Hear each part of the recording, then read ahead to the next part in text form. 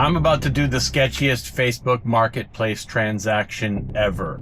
It is time to deliver the life-sized companion doll to its new owner and forever home. And you're gonna like it. Thank you, sir. Good luck. I sold a lightly used companion doll on Facebook Marketplace. You're gonna meet the buyer, find out why he bought it, and you're gonna see all the creepy DMs that I got in the process. If you don't know me, my name is Brad Gosse. I'm a comedian and dark humor author of such children's books as Peggy Peggington Loves to Peg and Becky the Throat Goat.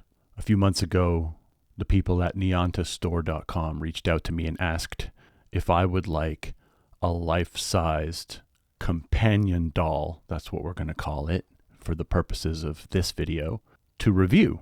I didn't think they'd send it to me, but they did. This thing costs about $2,000 and has all the parts you'd expect if you wanted to replace your wife. I made a whole bunch of content with her and people were thrilled. Everybody seems to love the videos that I made with Consuela, my first Nianta doll. After making a buttload of content, they decided they liked what I was doing and they sent me a more advanced AI, well, not quite AI, but it does talk a little bit. And so I made the difficult decision to part ways with the first doll. I started to get messages almost immediately because every time you go to sell something weird on Marketplace, your DMs get flooded. So the first message comes from Carl and Ashley. Carl and Ashley say, "No one in their right mind is going to buy a used doll. Are you crazy with a possible STD or STI?" So I responded with, "Couples account on Facebook. Who cheated?" Next, you're going to meet Creepy Stan.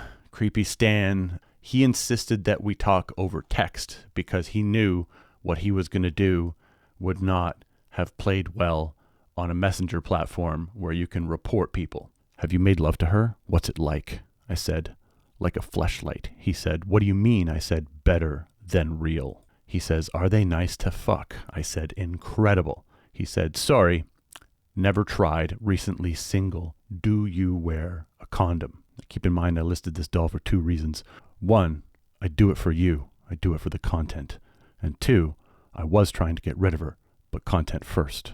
So I replied, "Nah, raw dog, the silicone cleans easy." He says, "Nice. Can I try first before I buy?" And then he says, "Me," and then immediately follows up with a picture of his hog and a picture of his face, just in case I wanted to know what he looked like. I said, "Would you want her if a bunch of dudes tried her out?" I said, "Right now her body count is 1. He says, "No." Then he says, "Can I fuck her in front of you? I will buy her." As tempting as this offer was, I said, "Let's keep this professional. I'm only into silicone." He said, "Okay, can I watch you fuck the doll for sale before I buy? Or you can watch me." I said, "How about I watch you count out $500 and drive away with her?" Then he says, "Can we both fuck her and I will buy her?" So I said, "Yes, but not at the same time. I already fucked her today. You can fuck her tomorrow." He says, "I want you to watch me. I'm interested. It's very kinky. If you watch, I will buy her. Let me know tonight." I did give this some thought, but I said, "No, it's a simple transaction. She's for sale, and no other services are being offered at this time." I know I say it all the time, that we're all just whores with different services and different prices, but at the end of the day, I would not have been able at any price. Then something shocking happened. Facebook decided to ban my listing. They rejected the listing after a few days up, and I appealed the rejection. And all I said in my appeal was that she is an emotional support doll, and Facebook restored the listing, put it right back up. Thanks, Facebook. Deep says, "Do you have more pictures?" I said, "Yes." I sent him the naked pictures of the doll, which I can't show you here. He says, "Please share. Thanks. Do you have any video? I want to see how moldable. How's breast softness?" I said, "Breast feel close to real. She poses like a human with a metal skeleton. I don't have a video, but I can link you to the website where I bought it if you want more information." And then I sent him the link to niantastore.com. He says, "It is used, right?" And I said, "1 owner, 3 months." He says, "Okay." Dom says, what's its body count? I said 1. Ali says, hello, is it washable? I said, yes. How about vaginal and sex parts? How much has it been used sex-wise? I said, just 1 owner. Ali says, I wish I can come and just play with it. And maybe the doll, you and me, we all can have fun. Apparently selling a used companion doll on Facebook is an invitation for gay sex. I said, she's not for rent, only for sale. Ashley says, so what exactly do you use this for? And I said, companionship. Austin says, lightly used is insane. How bad does your life have to be to buy a companion doll for 2 bands and make it worse? Try to sell it after that. Go find a person in real life. I said, don't yuck another man's yum. You hear me, Austin? Dan says, how many loads have you blown in her? I said, 2.5. Now's the part where we actually sell her. I'm going to read you the DMs, and then we're going to jump in my car and deliver it, and we're going to meet the guy who bought her. Bernard says to me, hello, is this still available? I said, yeah. He said, I cannot drive. Could you bring it to? And then he names a small town north of Toronto for gas money.